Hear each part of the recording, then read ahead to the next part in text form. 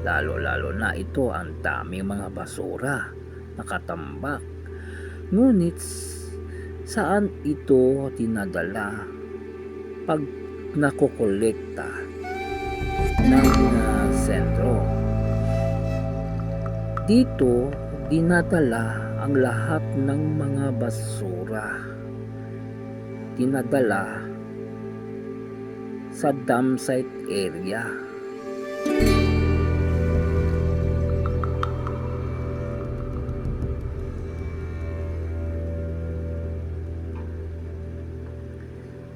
So dito dinadala ang lahat ng mga dump site dito sa Carmen, Magtuod Carmen. Ito yung ang dump site. Nakikita po natin ito yung unang dump site at ito yung bago. Nakikita po natin. Dito po lahat dinadala ang mga basura na iipon ng Davao City na kinukolekta ng sentro dito sa Carmen, Magtuod. 안녕하세요 여러분. 잘 지냈어요? 보고 싶어? 행복해서 만나서 반갑습니다. Ako po si Christopher Batal. Ngayon po patungo po tayo sa may Carmen, Magtuod. Puntahan po natin yung dump site, yung sanitary landfill, kasi yung mga basura po natin kinancel yung paghahakot. Tingnan po natin anong sitwasyon, bakit pinahinto yung sa pagkokolekta ng mga basura. Tingnan po natin ang sitwasyon doon. So tara, let's go. Pinahinto yung collection ng basura dahil nagkaroon po ng landslide o nagdahili yung parte ng dump site dyan sa Carmen, Magtuod. Pero nagtataka ko bakit pinahinto yung collection. Meron namang bago sanitary landfill katabi lang ng lumang dump site. Bakit ito pinahinto? Anong dahilan? Kaya ito pupuntahan po natin ng Carmen. Tingnan po natin yung sitwasyon dyan, no? So tara, let's go. Napahinto ako sa bahagi ng Magtuod na meron po akong nakita dito. Meron palang naganap dito na landslide, oh. Yan, oh, nakikita po natin. Yan, oh. Meron palang na landslide dito banda. Yan, oh. Malayo lang ito sa Twin Tunnel. Ang Twin Tunnel doon banda. Pero ito nakikita po natin. May naganap po na landslide dito sa bahagi ng Magtuod. Umikot ako kagabi sa Davao City. Tiningnan ko ang lahat ng mga garbage area kung saan nagtatapo ng mga basura sa sulok ng Davao City. Nakikita po natin ang mga tambak-tambak ng mga basura sa bawat area. Ito po nakikita po natin. Lalo-lalo na ito ang daming mga basura nakatambak. Ngunit saan ito dinadala pag nakokolekta ng sentro? Dito dinadala ang lahat ng mga basura. Dinadala sa dump site area.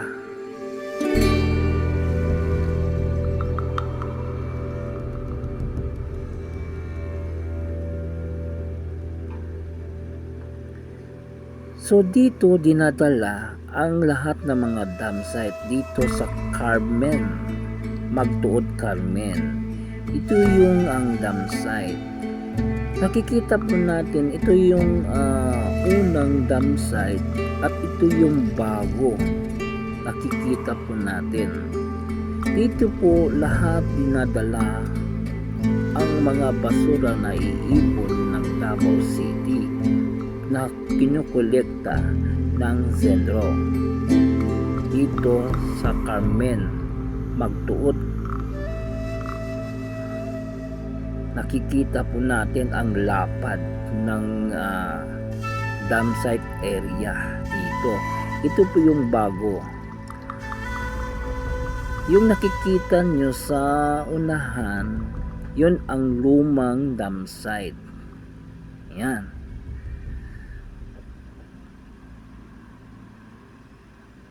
So dito lahat naiipon ang mga basura ng Davao City, dinadala. Yan o.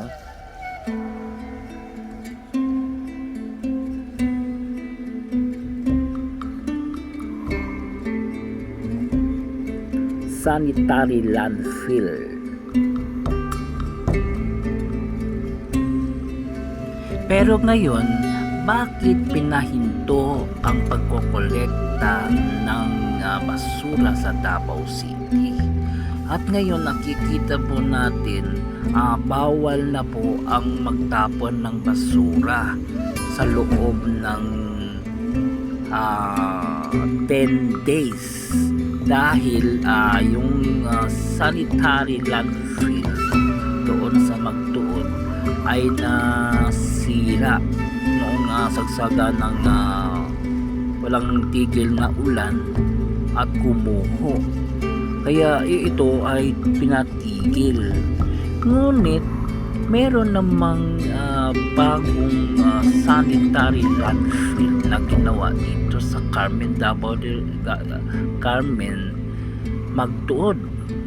Ito po yung bago na ginawa dito. Ngayon, bakit pinahinto ang pagtatapon ng basura? Dahil pinahinto ng DNR ang pagtatapon ng basura sa sanitary landfill dyan sa dam site, dyan sa Carmen Magtuod. Isinarado ng DNR pero inutos ni BBM. Nako, ano naman kaya ito? Sinisira ang imahe ng Davao City dahil ang Davao City ang malinis. Bakit naman ipinasara?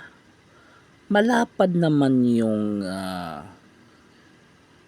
dam site niya bago. Ito yung mga bago.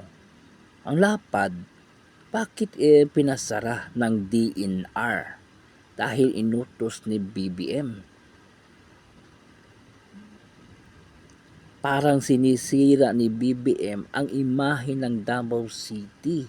Kasi ang Davao City ang pinakamalinis na syudad sa Pilipinas.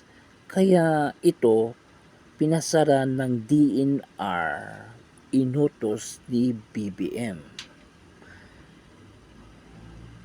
Pati itong bagong ginawa dito sa Magtuod, Carmen, sanitary landfill na bagong ginawa na dito, ito ay sinarado din ng DNR. So hindi ito magagamit dahil pinasarado, utos ni BBM. Tingnan nyo ang lapad ng sanitary landfill. Ito yung bago. Tapos isa sarado lang, ayaw pagamitin.